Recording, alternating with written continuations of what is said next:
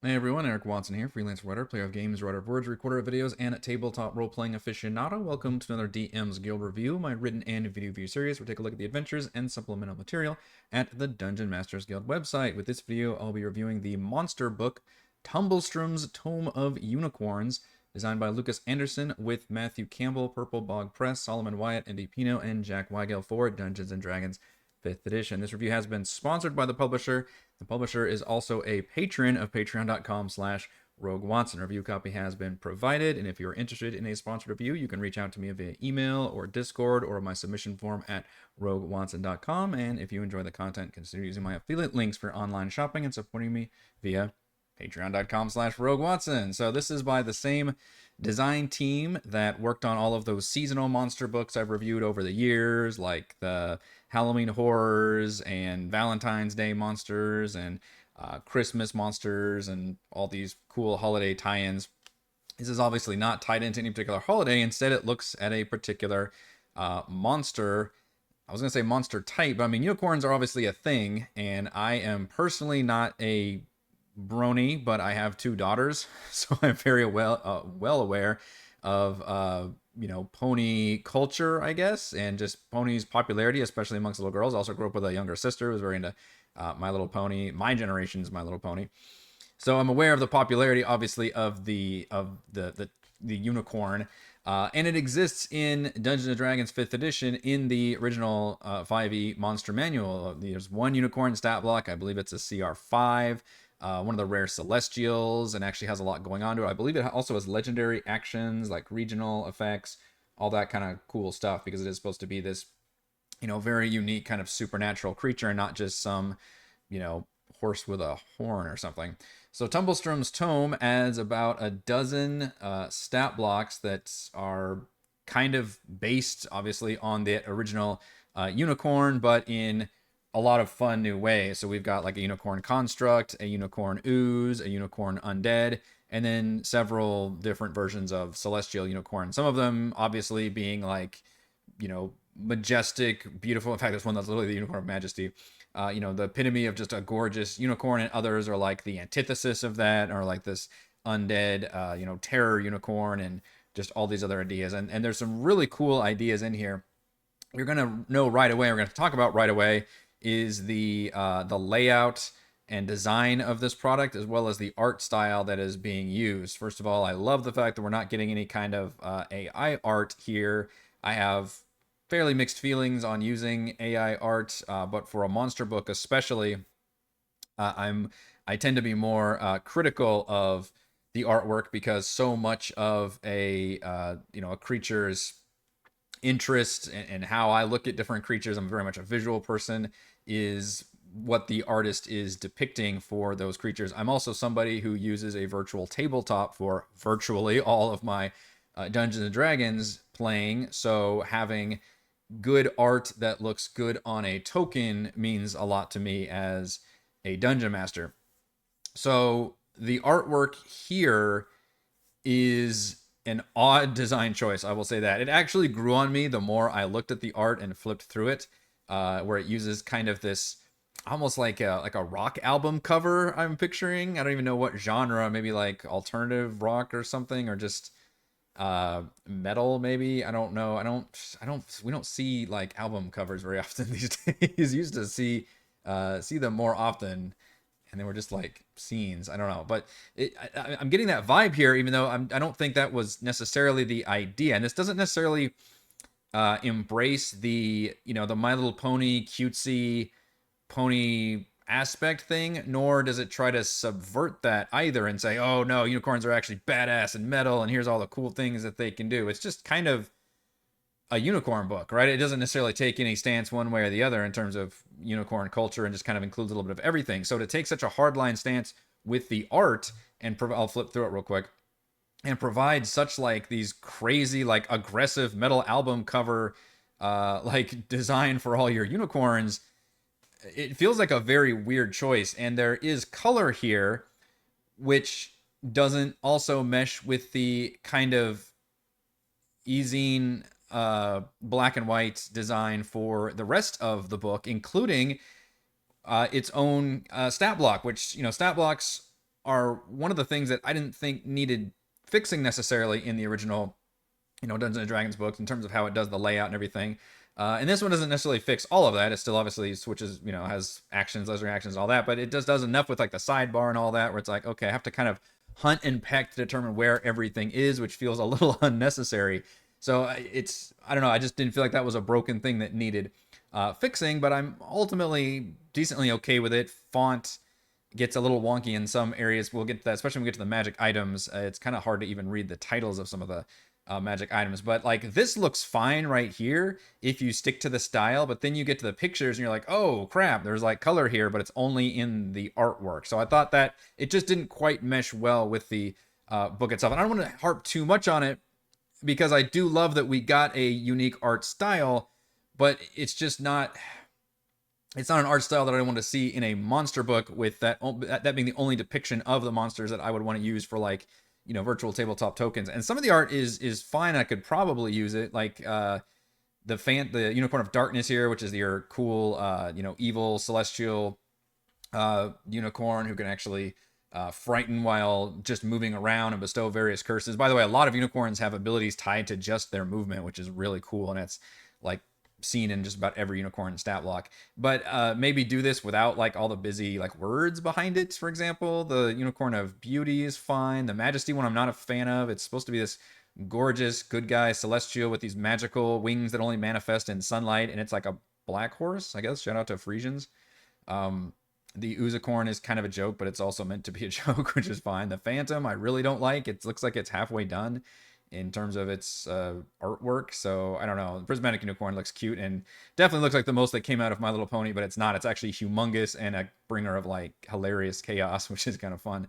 I will say the stat blocks themselves, so artwork aside, I think the stat blocks are really quite clever and showcase just the creativity from this design team in expanding a relatively simple stat block from the monster book. They have charge, and they may like, let's see, what does the original one do? It charges. It has some spell casting, like druid and cleric spells. They've got the horns, they've got the hooves, they can heal, and then have legendary actions, which include kind of defensive or healing abilities. And here we have unicorns that are like, okay, what about a unicorn that would do, when it moves around, it frightens people, or when it moves, it can boost its own AC, or even give another creature boosted AC. Maybe these can be used as allies. And it expands on the whole gift aspect, where unicorns, if you befriend them, or maybe you've completed a quest for them, they can bestow a gift upon you, which could like heal you or give you the effects of a spell. Or the opposite of that, with the evil unicorns, can bestow a curse upon you, and suddenly they're giving you debuffs or just you're taking damage or something.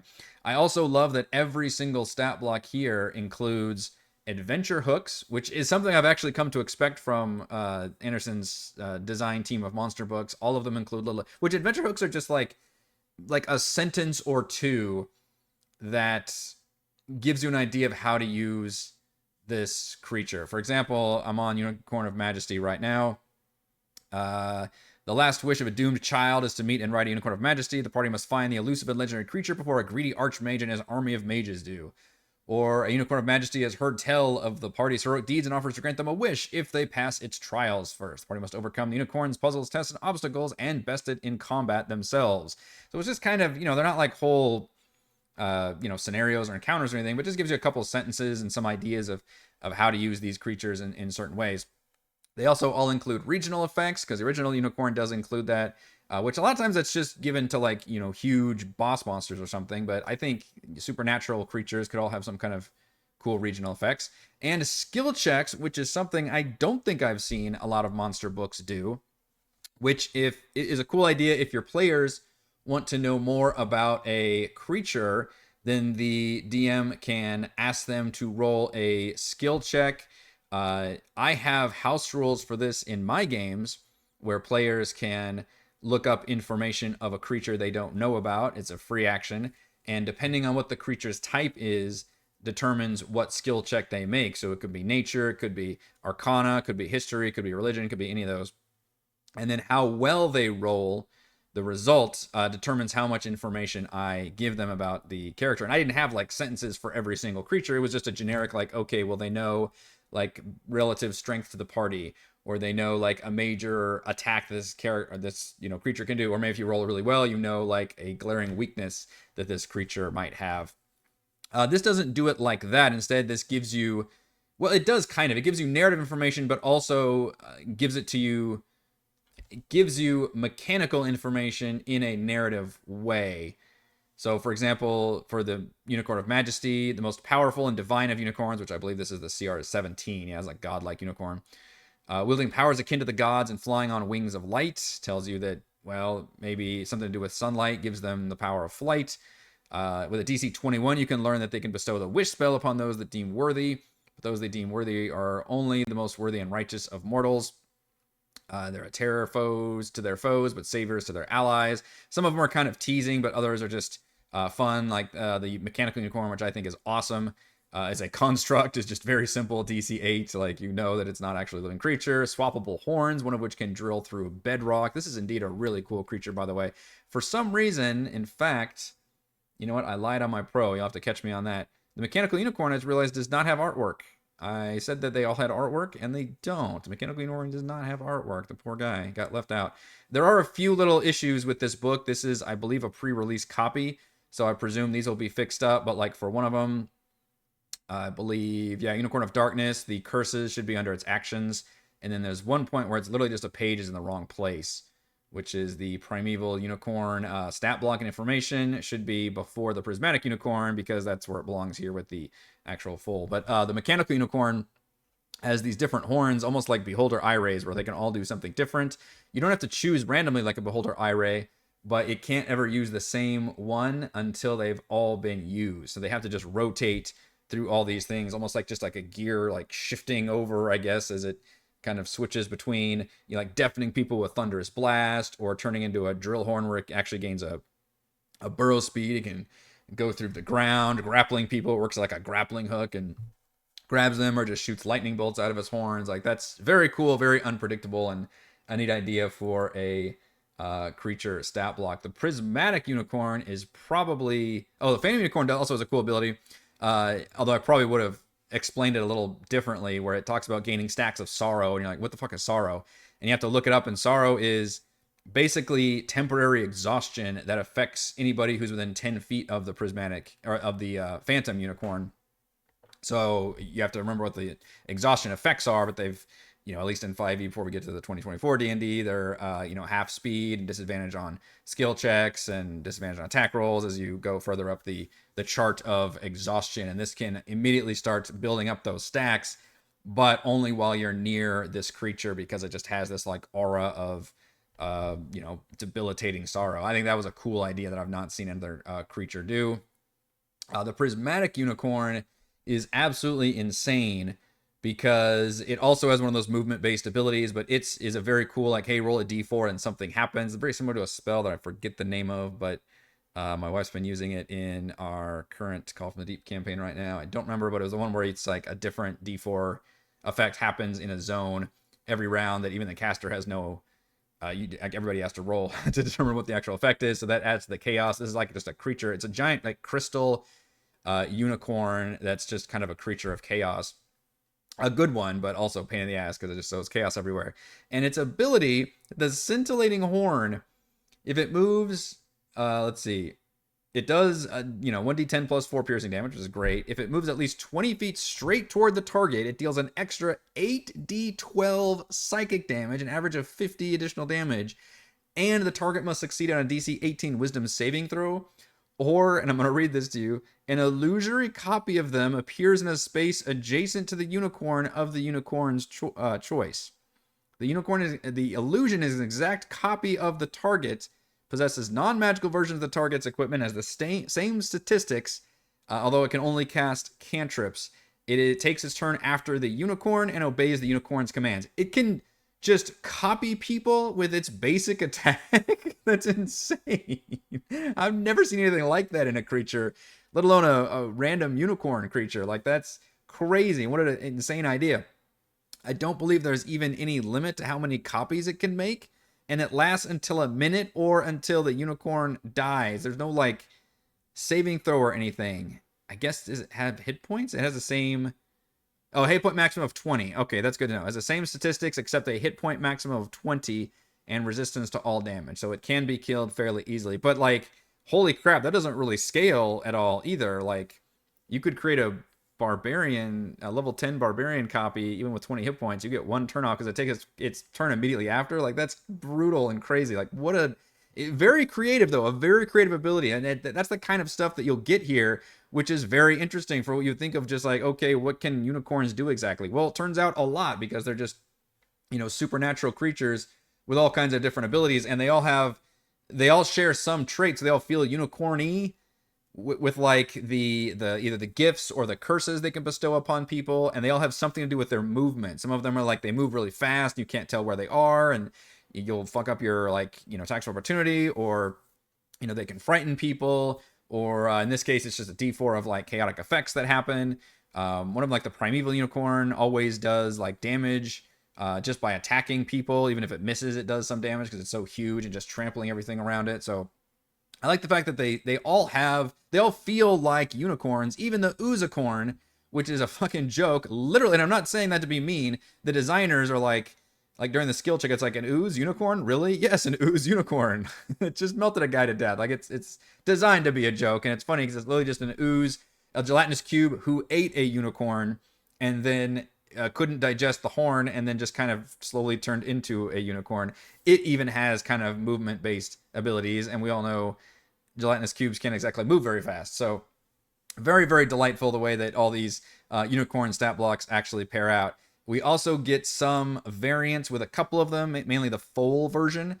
So the stat blocks go usually tier 2 to tier 3, and then the foals kind of give you like some tier 1 unicorns, which is pretty nice to use. And I imagine could be useful in a lot of different ways, as baby unicorns can be a lot of different interesting stories. So not all of them have those variants, but I think around half of them have a full variant you can use, which is usually around CR2 or 3. And then we get 2 bonus stat blocks. One of them is like a hunter of unicorns. The other one is a like staunch protector of unicorns. This is where the artwork really kind of falls apart for me, with neither of them looking like, I don't know, very good people.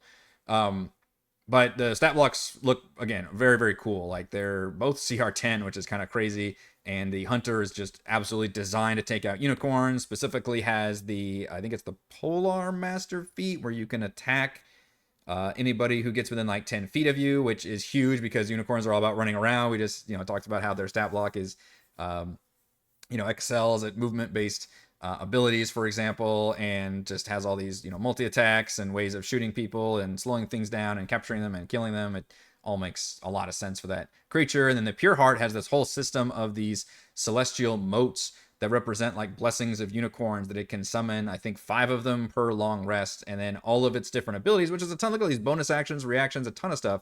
All of them require one of those motes to be able to use. So I guess they start off the day really powerful, and then eventually they kind of lose a lot of their unicorn-based abilities and need to actually take a long rest like a player would. And everybody has legendary actions, which is awesome. I love to see that. It just adds more to the stat blocks and more use for the creatures. Although I will say, as a very minor complaint, not an official con, I believe every single legendary action that I've seen is just, hey, it uses some of its abilities. Like, none of them are kind of original. Here's some new things they do for their legendary actions. It's just, hey, use this action for a legendary action, use this action for a legendary action, which is fine. But, anybody who's DM for a while could just make it themselves if that's what you're going to go with, right? If you're going to say, all right, just use these abilities for legendary actions, then I'm generally capable of doing that. We also get magic items, which are all inspired by, you guessed it, unicorns. So we've got unicorn boons and blessings, like limited amounts of those. We've got a magic bridle designed for unicorn, which can actually give your friend unicorn, or I guess not even a unicorn, it can just be any creature, but it gives that creature like crazy good movement. It gives them like climbing, flying, and swimming speed, so they can just move around everywhere. You've got a figurine that turns into a warhorse with a removable horn that acts as a +1 dagger. There's a cursed horn to kind of cut down on the trade of unicorn horns, I suppose, because that's kind of a lot of the adventure hooks repeat the fact that unicorns are very much hunted for their rare horns. So lots of neat ideas here that all very much tie into it. And I like the fact that there's some like good magic item, like good, but powerful magic items players want, and then also just some common fun stuff. It's like, oh, you smell really good, or you have you can use this certain unicorn themed bow as a spell casting focus or something. It doesn't all have to be super fancy and sexy, but it's fun to just have those themes that a lot of characters really enjoy, especially at lower levels, where you can just give out those free toys to your players. All right, let's go over my pros and cons for Tumblestrum's Tome of Unicorns. Pro, over a dozen unicorn and unicorn adjacent stat blocks from CR2 to CR17. Pro, each entry includes original art, except for the mechanical unicorn, as I realized during this review. Adventure hooks, skill check player info. I don't know if there's a good way of referencing that, by the way. I've seen that so little. I didn't have a good, succinct way of describing that, but you all understand what I mean by that. Regional effects and legendary actions. That is a lot of extra info. So they're not just stat blocks. These books really do go above and beyond when it comes to providing me all that extra little information for their creatures. And then Pro, 12 unicorn-inspired magic items. I did include a con, and that is the questionable art design, and also the way it kind of meshes with the layout didn't quite stick with me. I really don't want to disparage the artist at all. I think it's a cool art style, but it just doesn't quite work for me for a creature book. I also think the individual arts, I like some of them a lot more than others. They just didn't feel like the ones that aren't, I don't know, the ones I didn't like just don't feel finished to me. And they don't feel like what I would want to use in a virtual tabletop, for example. And then also I just don't think it necessarily works with the layout and design of the book itself. But the stat blocks are quite good. So my final verdict, Tumblestrum's Tome of Unicorns expands a relatively simple stat block into multiple interesting ideas, themes, and concepts. Thank you to everyone for watching this video review. You can see my written review at roguewatson.com. You can watch more reviews and follow our own D&D adventures here on the YouTube channel, and you can support my work at patreon.com/roguewatson. Shouts to Platinum patrons: Joe, Will, Thomas, Dan, Brennan, Zenicider, Eclectic, Roleplay Roll, Christopher, Corey, Big Nut, John F., John L., Eric, Tyler, Nathan, Camp Crystal, Counselor, Andrew, Dale, The Reldron, Captain 2079, Stephanie, Patrick, Jason, Ismail, Amit, Lepus, Bud, Sharni, David, William, Warden, Giddis, Fox, Harold, Sam, Eudaimonia, LLC, and Gold patrons: RPG, Papercraft, Spree Boy, and Yuma, Dead Lizard Lounge, Sam, Jerome, Nathan, Fasika, Torres, Scott, Rufus, Karen, Jerry, Glenn, Marcus, and Mark. Thank you all very much for your support.